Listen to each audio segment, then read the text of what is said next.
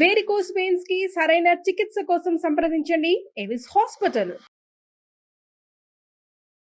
నమస్తే రమగారు. నమస్తే జయ. రమగారు, మనకి మార్గశిర మాసంలోకి వెళ్ళబోతున్నాము. ఇందులోనే ధనుర్మాసం కూడా ఉంది. ఈ మాసం యొక్క విశిష్టత? కార్తీకం వెళ్ళంగానే మార్గశిర శుద్ధ పాడ్యమితోటి మార్గశీర్షం మొదలవుతుంది. పురుషోత్తమ మాసంగా చెప్పబడుతుంది ఇది మార్గశిరం. భగవంతుడైన శ్రీకృష్ణుడు భగవద్గీతలో చెప్పాడు, మాసానం మార్గశీర్షోహం అని.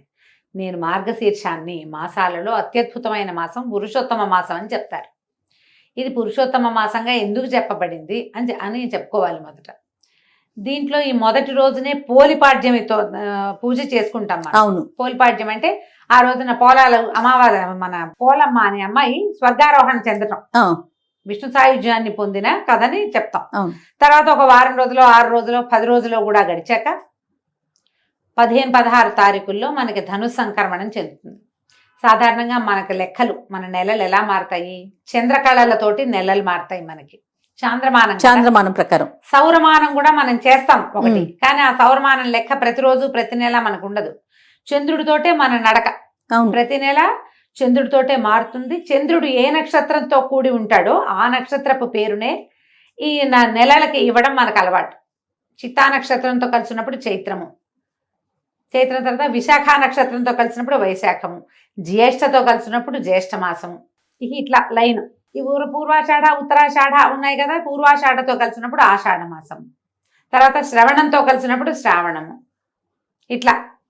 అయితే ఇలా వెళ్ళినప్పుడు ఈ లెక్కల్లో మనం మాసాలని అనుసరిస్తూ శ్రావణము, భాద్రపదము, ఆశ్వీజ, కార్తీక మాసాలు జరుపుకున్నాం. కార్తీకంలో ఆ విశేషమైన విష్ణు సేవ, శివ కైంకర్యాలు జరుపుకున్నాం. శివ ప్రీత్యర్థమే ఎన్నో దీపాలు పెట్టాం. అవును. ఇక్కడి నుంచి తీవ్రమైన చలి మొదలయ్యే కాలంలోకి వస్తున్నాం మనం. ఇది నా మార్గశిరంతో మొదలవుతుంది. అయితే ఈ మార్గశిరంలో ఒక 15 రోజులు గడిచాక ఇంచుమించు పౌర్ణమికి అటు ఇటుగా సూర్య సంక్రమణం చెందుతాడు. సూర్యుడు ఇప్పుడు చంద్రుడు ఏం చేస్తాడు? ఆయన కళలు పెరిగినప్పుడు తిథులు పెరిగి, కళలు తగ్గినప్పుడు మళ్ళీ తిథులు తగ్గి అదే పేర్లతోటి వస్తాయి. ఎట్లా? పాడ్యమి, విద్యా, తదియా, చవితి, పంచమి, షష్ఠి, సప్తమి, అష్టమి, నవమి, దశమి, ఏకాదశి, ద్వాదశి, త్రయోదశి, చతుర్దశి, పౌర్ణమి. మళ్ళీ అక్కడి నుంచి పాడ్యమి, కృష్ణపాడ్యమి అనమాట. శుక్లమాస పక్షము, కృష్ణపక్షం. అయితే ఈ నడకలోనే సూర్యచంద్రులు, భూమి ముగ్గురు నడుస్తారు కదా. ఈ నడకలో సూర్యుడి నడక ఇంకొకటి ఉన్నది. సూర్యుడు ఎట్లా నడుస్తాడు? ఈయన చంద్రుడేమో తిథులు మారుతూ ఉంటాడు, ఈయనేమో రాసుల్లోకి మారుతాడు. మనకి 12 రాసులు ఉన్నాయి కదా, 12 రాసుల్లోకి ఒక్కొక్క రాశి నుంచి ఒక్కొక్క దాంట్లోకి మారుతూ ఉంటాడు. ఈ సూర్యుడు మారే క్రమాన్ని సంక్రమణం అంటారు. సంక్రాంతి, రవి సంక్రాంతి అని చెప్తారు. ఇది నెల మధ్యలో వస్తుంది. పౌర్ణమికి అటు ఇటుగా డేట్ల ప్రకారం అయితే ఖచ్చితంగా 15-16 తారీఖుల్లో ఉంటుంది. 14, 15, 16 అంతే. ఈ 3 డేట్లలోనే పైకి కిందకి అవుతుంది, కానీ ఇంచుమించుగా 15వ తేదీలాగానే మనకు కనిపిస్తుంది. ఈ సంక్రమణం చెందేటప్పుడు కూడా మనకి ఈ సంక్రమణాలను బట్టే మనకి ధాన్యాలు విత్తనాలు పెట్టుకోవటము, ఆకుమడ్లు పేర్చుకోవటము, తర్వాత వాటిని కొట్టటము, ఇవన్నీ కూడా రవి సంక్రాంతులతోటి ఆ నియామకంలో నడుస్తూ ఉంటాయి. ఓకే. ఈ సంక్రమణం, ప్రతి సంక్రమణము చాలా విశేషమైంది. తులా సంక్రమణంలో ఉన్నప్పుడు కార్తీకం నడుస్తుంది, ఇది నడుస్తూ ఉంటుంది. ఇంకో సంక్రమణం కూడా అయ్యాక ఇప్పుడు ధను సంక్రమణం అంటారు దీన్ని.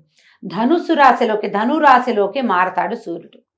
దాని తర్వాత ఏమిటి? దాని తర్వాత వచ్చే సంక్రమణము మకర సంక్రమణం. మనం సంక్రాంతి పండగ చేసుకుంటాం. ప్రతి సంక్రాంతి, ప్రతి రవి సంక్రాంతి కూడా పర్వదినమే. ఈ పర్వదినాల్లో ఏం చేస్తారు? అందరూ చెయ్యరు వాటిని, కానీ సంక్రాంతుల్లో పెద్దలకి మనం నీరు వదలటం అనేది, తర్పణాలు విడవటం అనేది ఒక పురాతనమైన పద్ధతి. ఇప్పుడు మనం ఏం చేస్తాము? ఏవో తద్దినాలని వాళ్ళ తిథి వచ్చిన రోజున, తర్వాత ఏమో సంక్రాంతి నాడు పెద్దలకు పెట్టుకుంటామని సంక్రాంతి నాడు పెడతారు, మహాలయ పక్షంలో పెడతారు, మహాలయ అమావాస్యకి తద్దినం పెడతారు కదా, తర్పణాలు విడుస్తారు, ఇంతే చేస్తారు. సంక్రమణాల్లో తర్పణం విడవటం అనేది ఒక విశేషమైన క్రియగా, పురాతనమైన పద్ధతిగా చెప్తారు.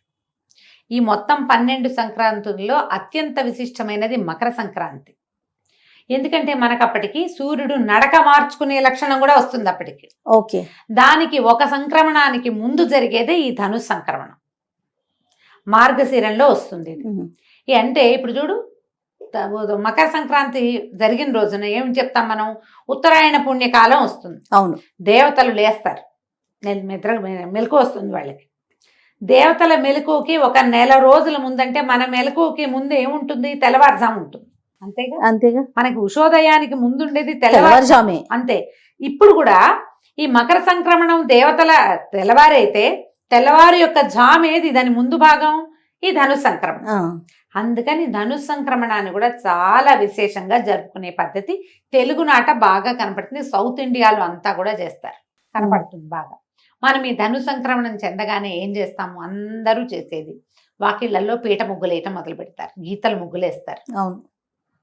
ఈ గీతల ముగ్గులు ఇప్పుడు ధను సంక్రమణానికి మొదలుపెట్టి నెలగంటు పెట్టడం, నెలపట్టు పట్టడం అని చెప్తారు. ఈ నెలపట్టు నెలగంటులో ఇంచుమించు శూన్యం, ఏమి ముహూర్తాలు ఉండవు, పూజా విధానమే ఉంటుంది. అందరూ చేసే ప్రాకృతికమైన పూజ ఏంటంటే వాకిళ్ళు ఉడిచి ముగ్గేసుకోవడం, తెల్లవారుసామని ముగ్గేసేయటం. అందరి వాకిళ్లలోనూ పేడకళ్ళాపులు, ముగ్గులు. ఇది నియమంగా కనబడుతుంది. తెలుగునాట గొబ్బిళ్ళు కనిపిస్తాయి. ఆవు పేడతోటి గొబ్బిళ్ళు చేసి తల్లి గొబ్బెమ్మ, పిల్ల గొబ్బెమ్మ, చుట్టూ తైవి, కృష్ణుడు, గోపికలు, గొబ్బెమ్మ గోపెమ్మ, చూడు ఎంత దగ్గరగా ఉందో. తల్లి పిల్ల చేసి దాని మీద చక్కగా ముగ్గేసి పసుపు బొట్టు పెట్టి బంతి పువ్వులు కానీ గుమ్మడి పువ్వులు కానీ గుచ్చి పొద్దున్నే అలంకారం చేస్తాం వాకిలికి. విష్ణు సంచారం కోసం చేయబడేది ఇది. అయితే ఈ 30 రోజులు మనకి 30 days పడుతుంది. ఈ సంక్రమణం నుంచి మకర సంక్రమణం దాకా 29 లేదా 30 రోజులు పడతాయి.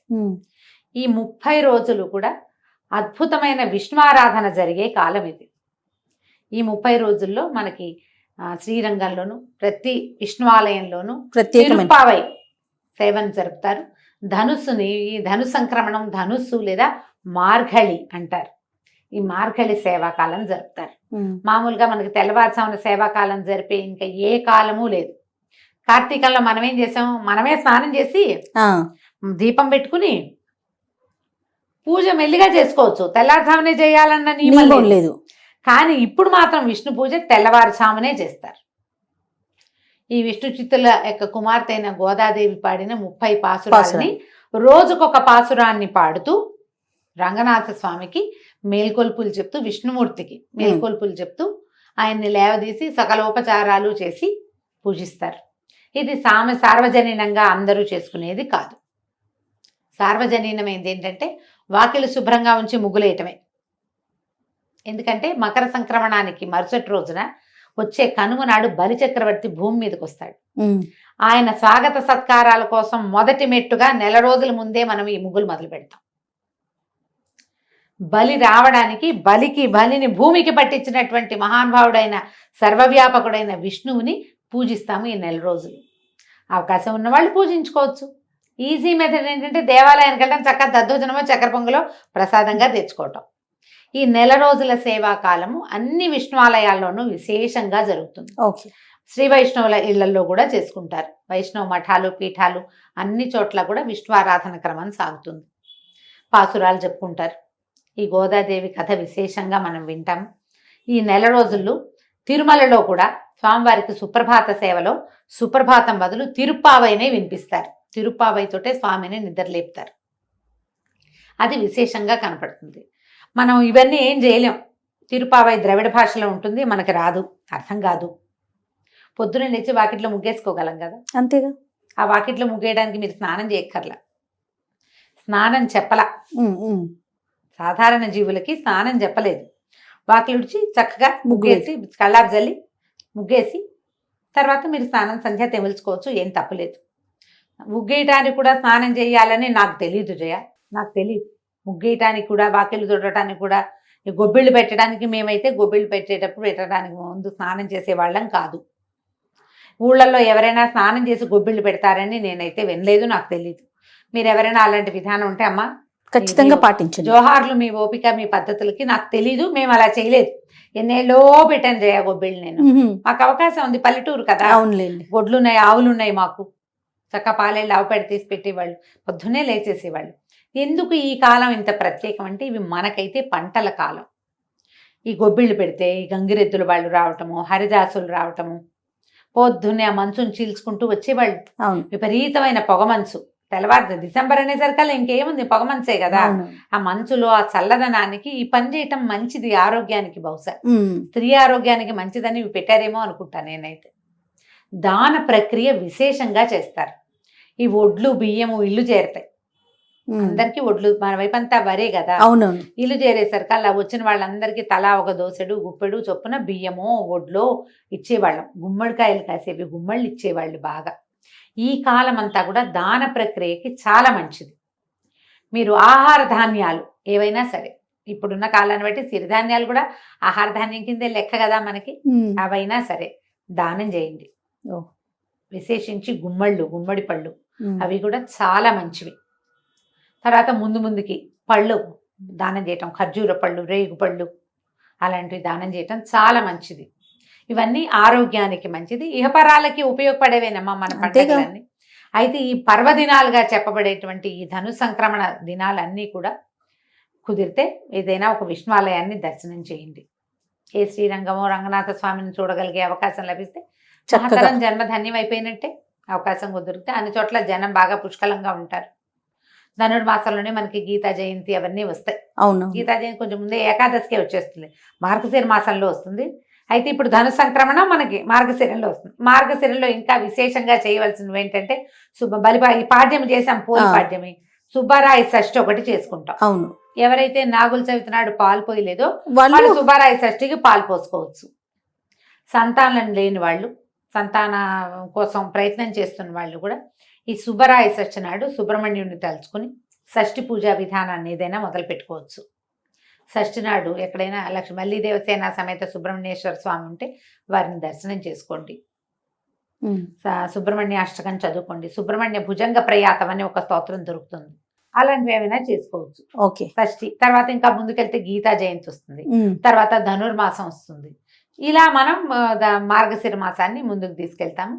మీ అవకాశాన్ని బట్టి ఎంత చేయగలిగితే అంత చేసుకోవటమే. తప్పకుండా రమ్మగారు. నమస్తే. నమస్తే జయ.